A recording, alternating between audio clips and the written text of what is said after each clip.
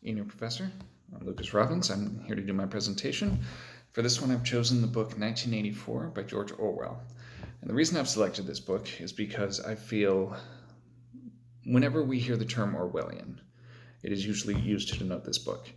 And I feel that to use this idea in such a quippy, reductive, insulting way, whether or not it be accurate, is a bit unfair to the book. The book has some very deep and powerful themes, political, social, psychological, philosophical, and for it to just be used as an insult is insulting to the author, as well as the work that went into it, and the thought that go into it, and the ideas that it represents.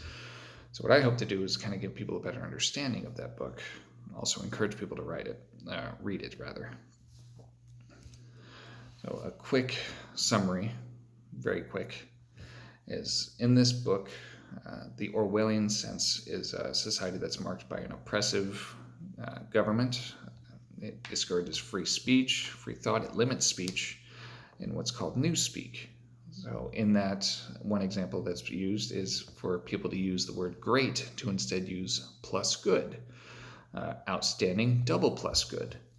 So it reduces any positivity to the word good and adding modifiers onto it. Same thing with bad. Plus bad, double plus bad. And while this may seem somewhat innocent on the outside, what it does is it discourages any outside thought. The purpose of this speech is to prevent any kind of rebellion, any independent thought, because people will have their perspective shrunk in a sense.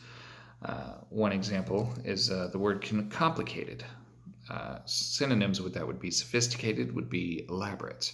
And while we understand these to mean, in spirit, the same thing, under scrutiny, they don't hold up to mean the same exact thing. But without these separate words, we wouldn't be able to describe these separate feelings. In this way, people, perhaps dissatisfied with the part, would be unable to say or do anything about it because their thought would be limited. One major component of this book is the concept of doublethink. Doublethink. A theory best described through a little excerpt, then if you'll allow me, I will read.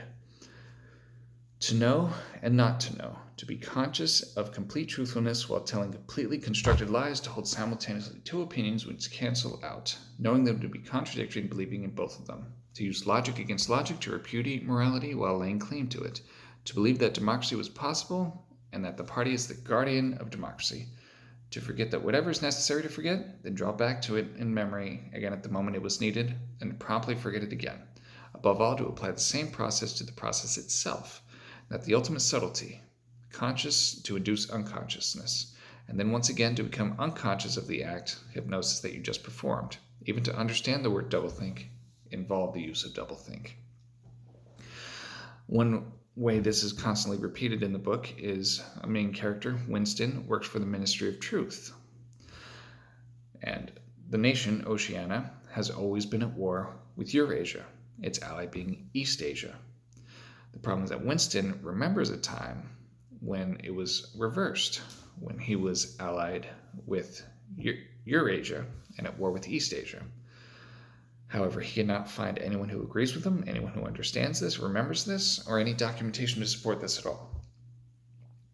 And so, oftentimes, his work, his co-workers, it would require them to keep that contradiction in mind, not believe it.